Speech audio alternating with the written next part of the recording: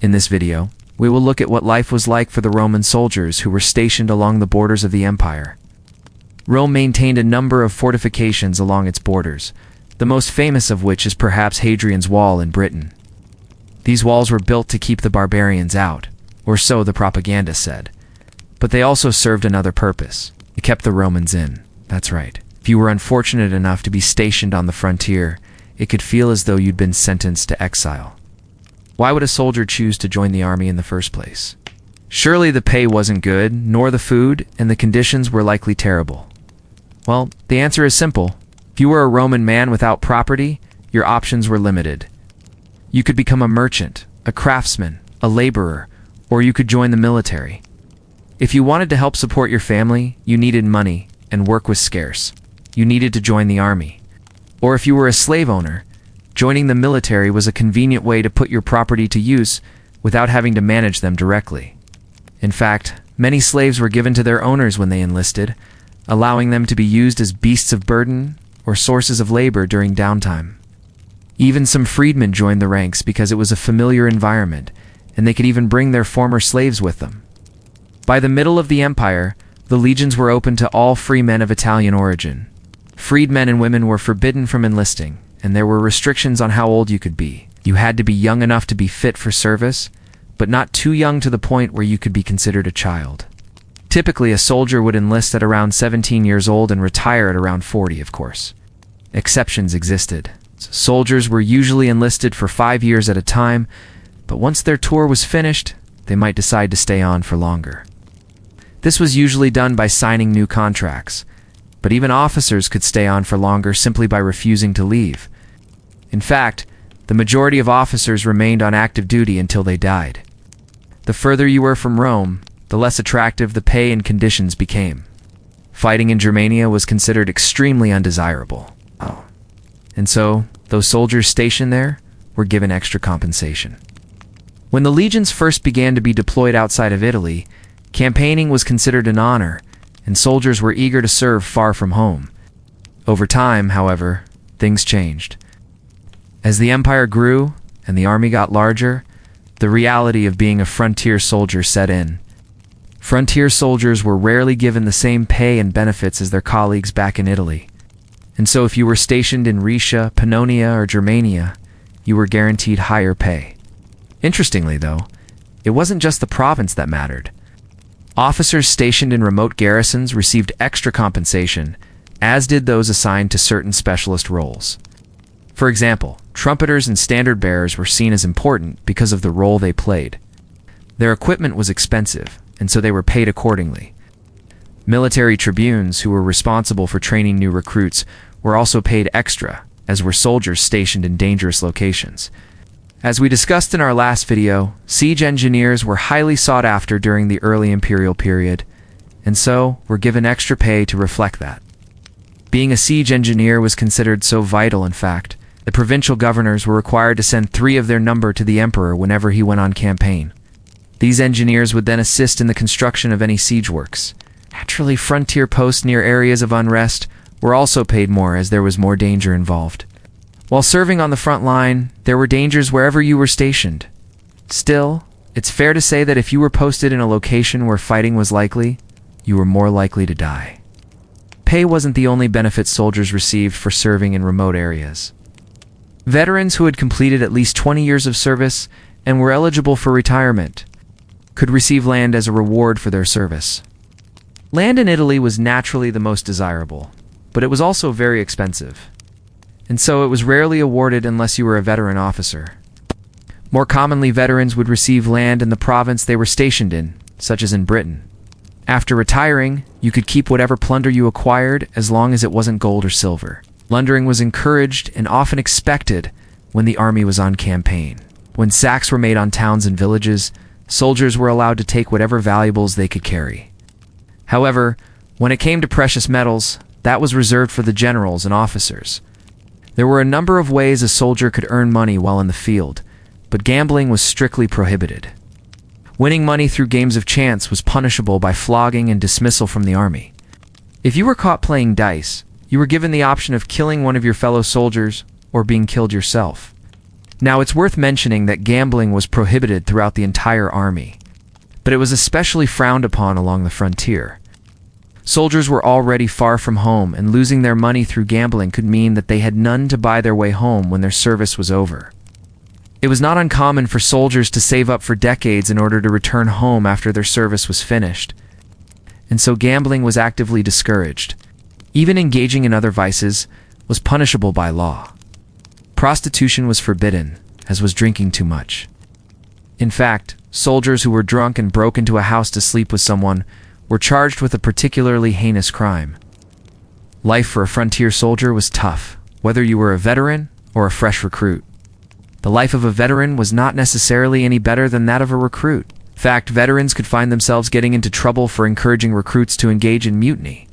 It seems that younger soldiers looked up to their elders and listened to their advice, and that was something the Roman army tried to stop.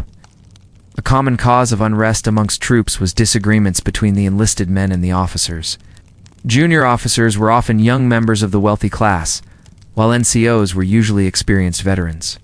The enlisted men would often side with the NCOs and against their officers, which would lead to increased tensions. One of the main reasons why soldiers refused to obey orders was due to dissatisfaction with their pay. This was especially true along the borders, where morale was low and rumors spread easily. Many accounts come to us from the frontier telling of how soldiers went unpaid for months on end. Legates and tribunes would often take advantage of the situation and divert funds away from their troops in order to enrich themselves. The soldiers were aware of this and knew that the men taking advantage of them were often not present on the front line. So when unrest spread, they refused to obey those they saw as being undeserving of their loyalty. Mutinies were not unheard of, and happened at various points throughout the army's history. During the reign of Marcus Aurelius, a group of mutinous soldiers in Pannonia refused to go out on a campaign against the Quadi tribe until they had received their back pay. Their leader was executed, but the rest were pardoned and received their pay. Even the Emperor Nero had to deal with mutinous troops. He ended up giving them everything they asked for, including permission to plunder the city of Jerusalem. Mutiny wasn't the only way soldiers could make their voices heard, though. On several occasions, troops along the border wrote letters to the emperor detailing their grievances. While the response they received varied, these letters did get results on occasion. In 96, the soldiers in Pannonia wrote to Trajan complaining about poor treatment and non-payment. They threatened that if their complaints fell on deaf ears, they would abandon their forts. The emperor sent an official to investigate, and the soldiers were paid in full. Similar complaints were made later in the century by troops in Britain. Around the year 118, soldiers in the province wrote to Hadrian, complaining about their pay, just like their counterparts in Pannonia. They, too, threatened to abandon their forts if their demands were not met. In both cases, the officials sent to investigate agreed with the soldiers, and the pay was soon rectified. While the ability to complain was an option for soldiers along the border, desertion was another. Running away from your post was a serious offense and could result in capital punishment. However, if you were caught, it was unlikely you would be put to death. Instead, you would probably be flogged and forced to complete hard labor. But even that was unlikely to happen. The reality was, the army preferred it if you simply ran away. Desertion was often overlooked, and you would probably get off with a warning, providing you weren't carrying important dispatches, supplies, or a wounded comrade. Desertion was a problem for the army across the empire, but it was especially problematic along the borders where discipline was low and garrisons were spread too thin to effectively patrol the surrounding area. If a deserter was caught, the unit they deserted from would have to pay for their return and any damage done while they were gone. The centurion and tribune responsible for the unit would also be docked pay until the soldier returned. And so desertion was basically ignored, with commanders hoping they would eventually show up back at the fort, at which point they would be flogged and sent back to the unit they deserted from. Conditions for Roman soldiers along the border were not ideal, but it was a necessary evil if Rome wanted to maintain control over its vast territory. Life along the frontier was boring, lonely, and cold, but occasionally it could be deadly too. If you didn't freeze to death, get eaten by wolves, or fall victim to disease, you might survive your posting and return home a little poorer and a lot older. Thank you for watching. In our first segment, we followed the legionary along Hadrian's Wall, exploring the echoes of their lives in the stones that remain. In this segment, we're going to look at the emperor whose name that wall bears, following his travels across the empire to see how he experienced the frontier. You can find more information below. And if you like these videos, please consider supporting us. We've got 2 tiers of supporters, one with access to monthly live streams, and one where you can have your name inscribed on a virtual stone along the wall. Thanks to all of our supporters for helping us tell these stories. Before we begin, I just want to say a massive thank you to my friend Andy for shooting the first segment of this video when he visited the wall last summer. Let me know what you think of this style of video down in the comments. Now let us step back from the biting winds and muddy boots of the frontier and enter the quiet corridors of thought and marble-lined halls of power. Imagine Hadrian, not in his shining breastplate on a triumphal arch, but in travel-stained robes, pacing the periphery of the Roman world, eyes fixed not on conquest, but on consolidation. Born in 76 AD, Publius Aelius Hadrianus Hadrian was a man of paradox, a Spaniard by birth, a Roman by heart, soldier at ease among poets, an emperor who preferred boundaries to expansion. Unlike many of his predecessors, Hadrian didn't seek glory through war. When he assumed the purple in 117 AD, the Roman Empire had reached what many considered its widest stretch under Trajan. But Hadrian saw the cost of endless expansion. He saw the fraying edges, the overextended supply lines, the restlessness at the margins. And so, Hadrian did something rare for an emperor. He stopped. He didn't push the borders further. He pulled them in. He let go of distant territories in Mesopotamia. He shored up defenses instead of sending more legions outward. And he began to travel extensively. No emperor before him, and perhaps none after, saw so much of the empire with their own eyes. Hadrian traveled more than 20,000 miles on foot and by sea. He visited Egypt, Greece, Gaul, Syria, Britannia. He slept under tents with soldiers. He consulted local governors and walked the streets of far-off cities. It was during his visit to the misty northern lands of Britannia that he conceived of his most enduring monument, a wall. Stretching nearly 80 Roman miles coast to coast, Hadrian's wall wasn't just a military structure. It was a statement, a physical line, separating Rome from what lay beyond. A declaration that the empire would go no further here and that it would hold what it had. But Hadrian's interest in walls wasn't born of fear. It was born of order, of stability. He sought not the thrill of conquest, but the quiet of permanence. A wall, after all, is a kind of long-lasting thought in stone. Back in Rome, Hadrian surrounded himself with philosophers, architects, and thinkers. He rebuilt the Pantheon with its sweeping dome, a structure that still stands today as one of antiquity's greatest feats. He read poetry and debated metaphysics. He wept openly at the death of his beloved companion, Antinous, and later deified him, an unusual act for a man of logic and governance. But Hadrian was not gentle.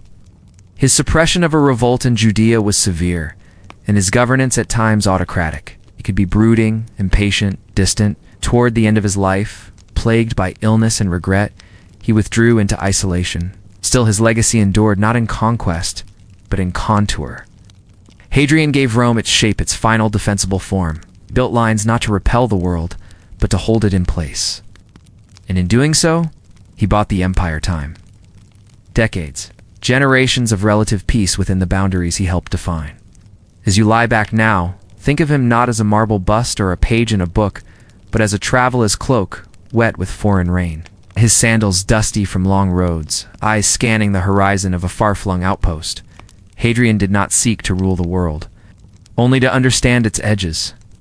And so, from soldiers' campfires to imperial scrolls, the rhythm of the frontier beat on quietly, persistently. There are several sources for Hadrian's travels around his empire. First is the Antonine Itinerary, which is a text created by the emperor's own Antonine, a Greek writer who also wrote a history of the emperor Marcus Aurelius, Hadrian's successor. This account is framed as a travel guide, detailing the roads and distances between cities throughout the empire, which suggests that Hadrian may have used it as a reference while planning his journeys. But there's another source too. The Itinerary of an Anonymous Itinerary, a bit of writing believed to be from the late 4th century, gives a slightly different version of events, sometimes contradicting Antonine. Together, though, they paint a picture of a ruler engaging with his domains. So let's follow Hadrian on his travels, starting out from Rome itself, because before he left the city, he oversaw the building of what may have been his favorite monument, the Pantheon. Dedicated in 126 AD, it was a gift to the people of Rome and a symbol of the prosperity and peace they enjoyed under his reign. He chose the site carefully, right between the Roman Forum and the Campus Martius, an area of marshland that was considered unhealthy and neglected. Hadrian wanted to show that even the most desolate places could flourish under his rule. The Pantheon was made of concrete and adorned with bronze and marble. Its most astonishing feature was its oculus, a circular opening in the ceiling that allowed light and rain to fall onto the floor. It was the largest unsupported concrete dome ever built, and stood as a testament to Roman engineering genius. Today, it's the best preserved ancient building in Rome and serves as a church. After finishing this project, Hadrian set off north. He needed to raise troops and settle disputes along the Rhine, a task that took him 3 years. And we don't know exactly where he stayed on this trip, though he likely visited many of the cities that dotted the region, including Moguntiacum, now Mainz in Germany, where he attended a festival in honor of the goddess Isis. After his 3 years were up, he continued north to Britannia. Here his itinerary is clearer thanks to the itinerary of an anonymous, which tells us that he spent the winter of 122 in Eboracum, now York, and the next winter in Londinium, now London. From there, he visited many other cities in the province before continuing on to other parts of his empire. And while we don't know exactly why he came to Britannia, the evidence suggests that he came to see it for himself. He wasn't satisfied with reports from others about its people, its landscape, its problems. He wanted to experience it all firsthand, just as he had done in Greece and Asia Minor on his grand tour years before. And so he traveled extensively throughout the island, meeting with local officials, listening to their concerns and making decisions about the province's future. He visited sites like Stonehenge, which he considered a kind of Roman monument, and he explored the rugged coastline, which inspired him to build his famous wall. He realized that defending the island's shores was impossible because of the constant tides and shifting sands. But he could defend its land borders, so he ordered his engineers to design a wall that would stretch from coast to coast, keeping the unruly Picts away from the settled south. After finishing his business in Britannia, Hadrian returned to Rome. But soon, he was off again, traveling east to check on his new acquisitions in Egypt and Mesopotamia. There, he toured the provinces of Asia Minor, Syria, Cappadocia, and Bithynia, and inspected the fortifications along the Euphrates River. He also visited Athens, where he funded the construction of the Hadrian's Library, a repository of Roman and Greek literature that became a center of scholarship and culture. He continued his tour until he reached Damascus in Syria, then returned to Rome, bringing with him souvenirs from his travels, such as Egyptian obelisks and Syrian columns. He added these treasures to the many works of art he had collected on his previous trips, creating a vast imperial collection that displayed the wealth and diversity of his empire. These trips demonstrate a ruler's commitment to his domains, taking the time to see them for himself rather than relying on reports from others. They also show the complexities of his character, a man who loved luxury and power, but also sought knowledge and beauty. The picture that emerges is of an emperor who understood the importance of appearing strong and decisive, but who also valued learning and reflection. He was a warrior who knew when to stop fighting, and a conqueror who respected the cultures he encountered. Hadrian's travels were not just a means of governing, they were also a way of experiencing the world, discovering new things and broadening his horizons. Through his journeys, he became a better ruler, gaining a deeper understanding of his subjects and their needs. So the next time you hear about Hadrian's Wall, remember the emperor who walked the edge of his empire, a man who loved the power and prestige of being a Roman emperor, but who also appreciated the complexity and challenges of ruling such a vast and diverse domain. He was a leader who understood the importance of both strength and wisdom, and whose travels continue to inspire awe and wonder today. In the land where two empires meet, there's a story that unfolds, not in the clash of steel or the rumble of war drums, but in the rustle of leaves and the whisper of wind. It's a tale etched not on stone monuments, but on the very soul of the earth. This is the saga of those who stood where civilizations met, who bore witness to the dance of cultures, who saw the sunrise paint the sky over a world on the brink of change. Our journey begins not with emperors or legions, but with whispers carried on the breeze. When the wind sweeps across the Hadrian's Wall, it brings tales of those who walked this rugged path before us. Imagine standing atop the weathered stones, gazing out over the wild expanse that was once frontier. In your mind's eye, see the hazy outlines of the wall snaking through the landscape, a silent sentinel against the Northumbrian mists. Feel the bite of wind and rain on your face. Listen to the cries of gulls wheeling overhead. Here, where earth and sky converge, you're not just a visitor, you are a time traveler. You're stepping into a world teetering on the edge of transformation, a realm where the familiar gives way to the unknown. The year is 122 AD. Emperor Hadrian's gaze, sharp and unwavering, sweeps across his domain. He sees a sprawling empire, its borders stretching from the sun-drenched shores of the Mediterranean to the mist-laden hills of northern England. Yet even as he surveys his vast holdings, he knows the tranquility he sees might be deceptive. For along these frontiers, where two worlds meet, there stirs a restlessness, a yearning for lands beyond the horizon. The air here crackles with anticipation. Across the wall, the untamed heart of Britain beats with a rhythm all its own, beckoning, challenging, intriguing. And here, where the wall meets the wild, stand the men of the Legio Secunda, the Second Legion. Under the stern leadership of the legate Julius Bassus, they are not merely soldiers, but the embodiment of Roman order amidst the untamed. They are the bulwark against the unknown, the shield that guards the known world from the mysteries that lie beyond. In their ranks are men from across the empire, united not by blood, but by duty and the shared language of discipline.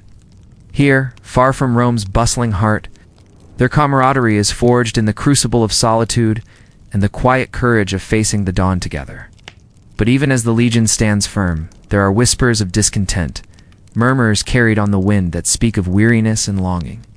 The harsh terrain, the relentless weather, the ceaseless watch against the unseen, it takes its toll. And as night blankets the wall in darkness, those same winds seem to carry a touch of melancholy. For here, on the edge of everything, men find themselves wrestling not just with external foes, but with the internal battles of isolation, fear, and the ache of homesickness. In the flickering lamplight of the fort, stories unfold that mirror the grand narrative of the empire itself.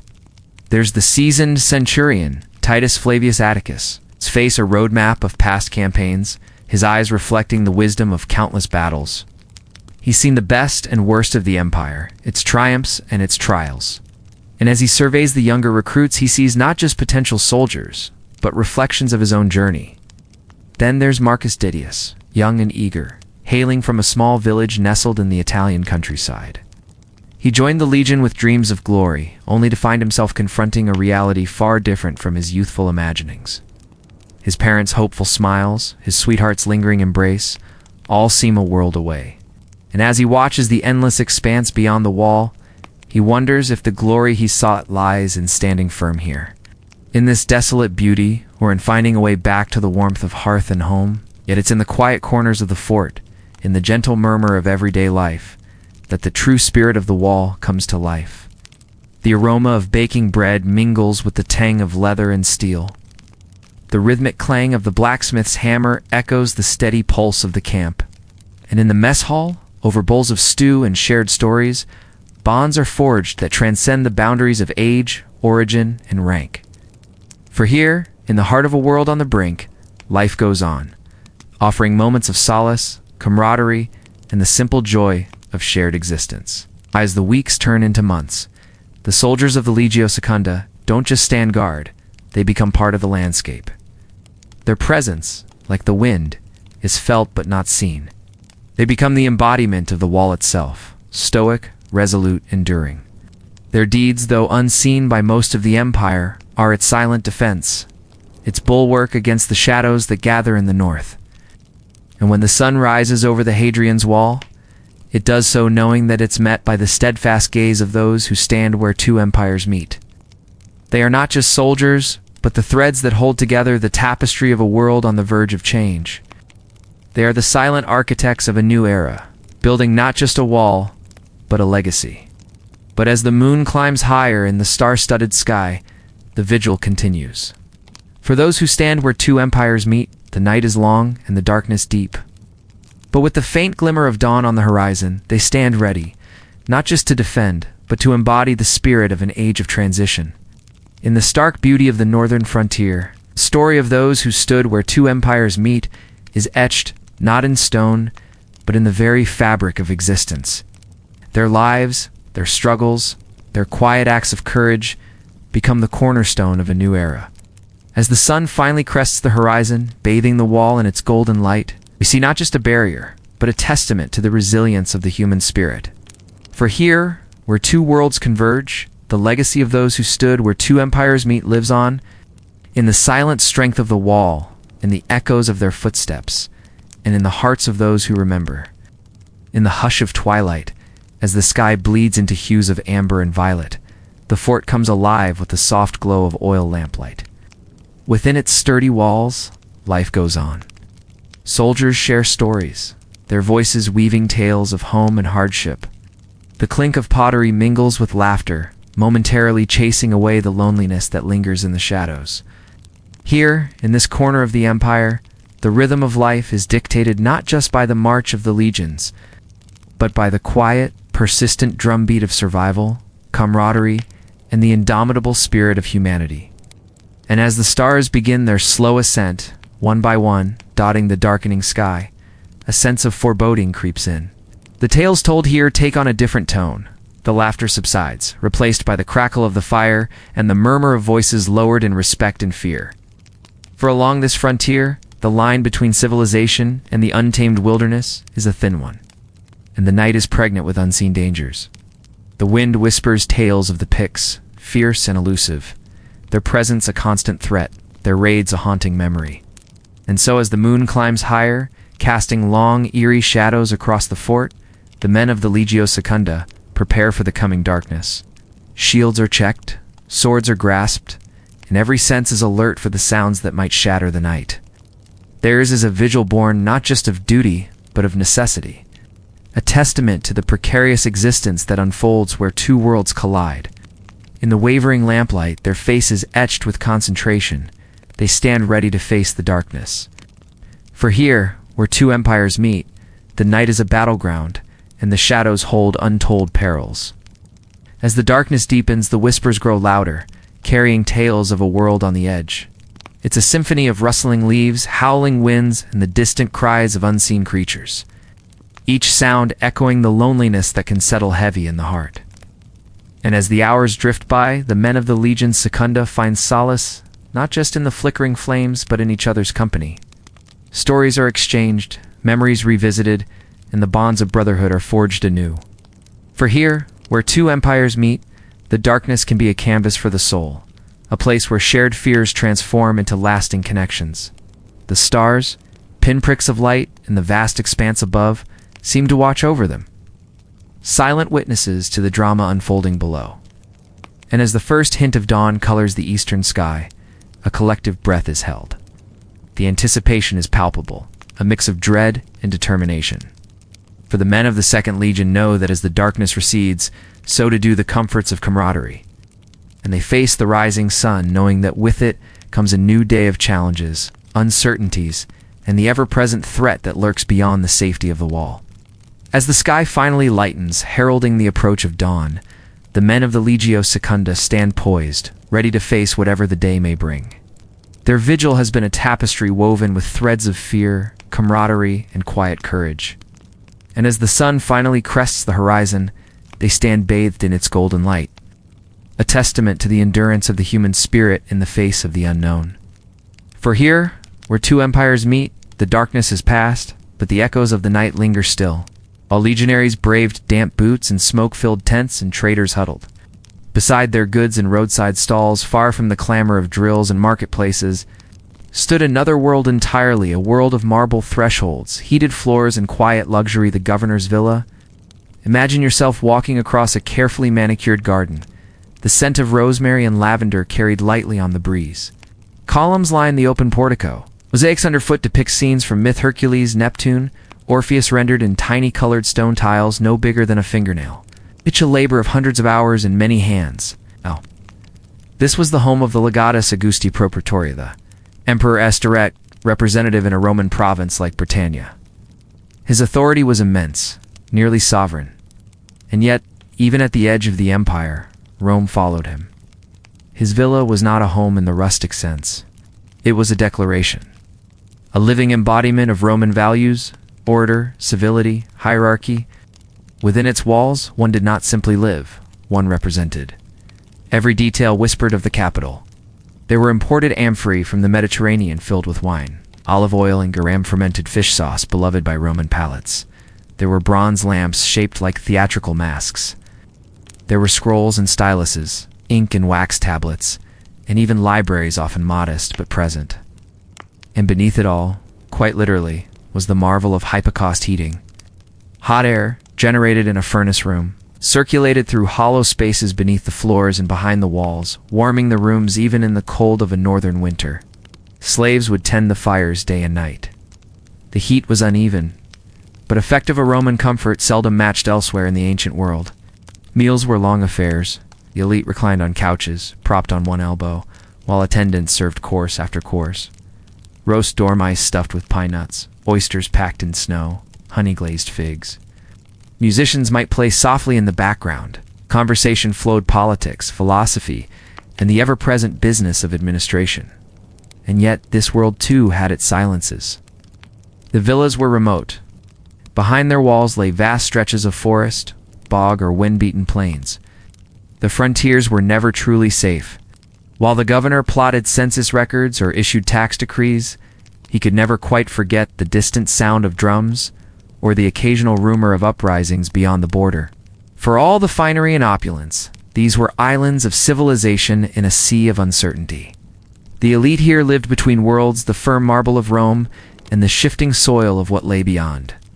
They were builders of roads, collectors of tribute, arbiters of law, and yet also, in their own way, captives of the border. It was not unusual for these villas to be suddenly abandoned. Fires, raids, or political recall could end their tenure overnight. Some were never reoccupied. Others were rebuilt in the same footprint, with a few alterations, more fortification, fewer windows. Archaeological digs at these sites often find not just grandeur, but the marks of retreat, hastily buried valuables.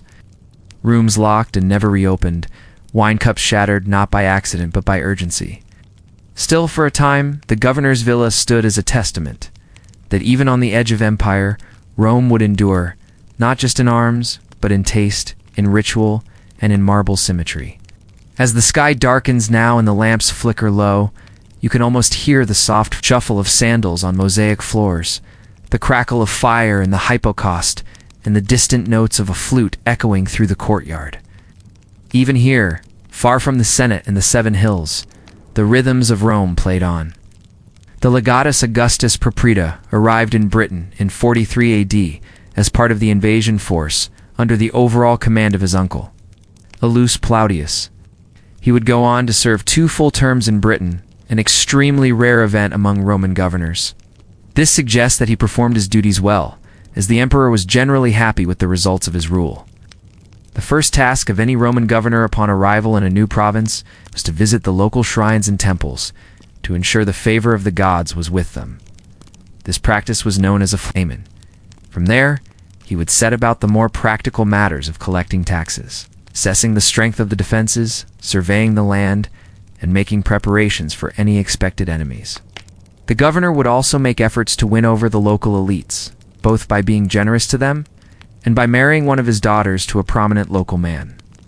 The governor also employed a staff of secretaries to manage the paperwork associated with his position.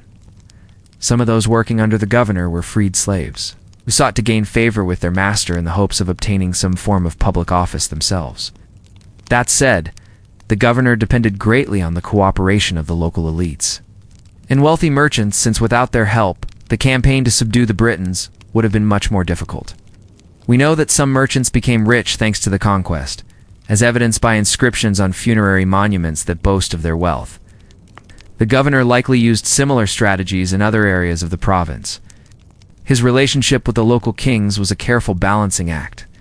Sometimes he made alliances with them, sometimes he kept them as clients, and occasionally he deposed them when they proved troublesome.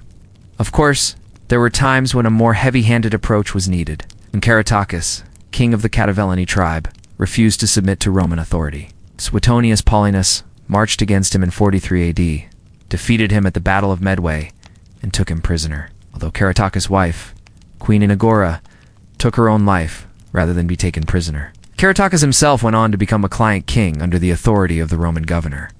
Yet despite all of these responsibilities, the job of a Roman governor was only temporary.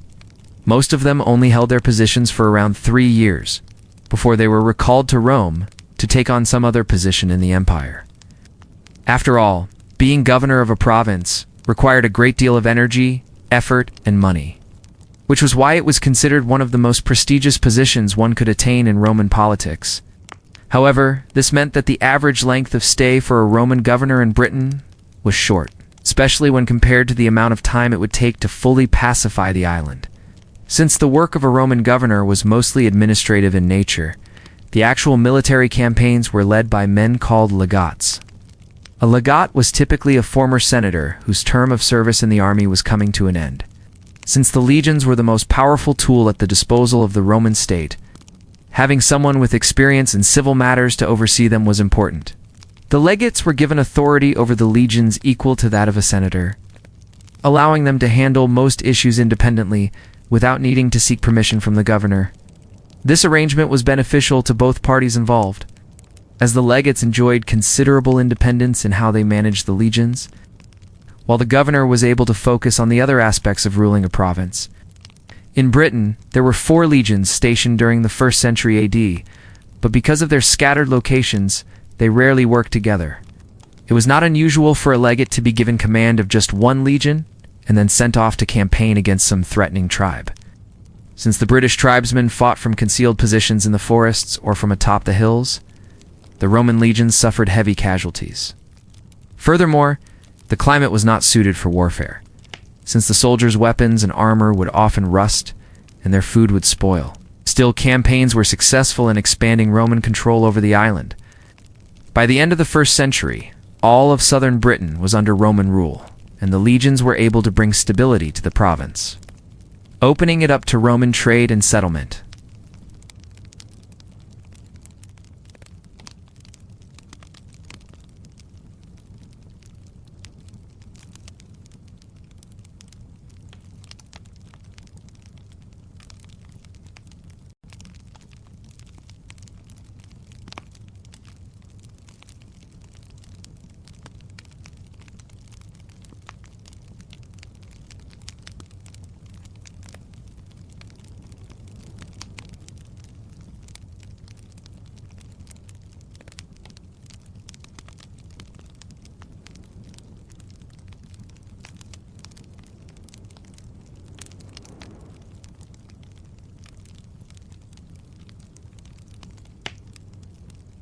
And in the shadows cast by crumbling columns, we heard the laughter of centurions and the clash of swords in mock battle.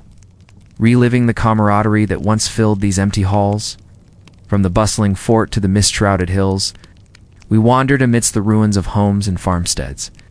Sensing the heartbeat of daily life that once pulsed through these silent walls, we ran our fingers over weather-beaten stones, imagining the touch of a farmer's calloused hand or the caress of a lover's embrace.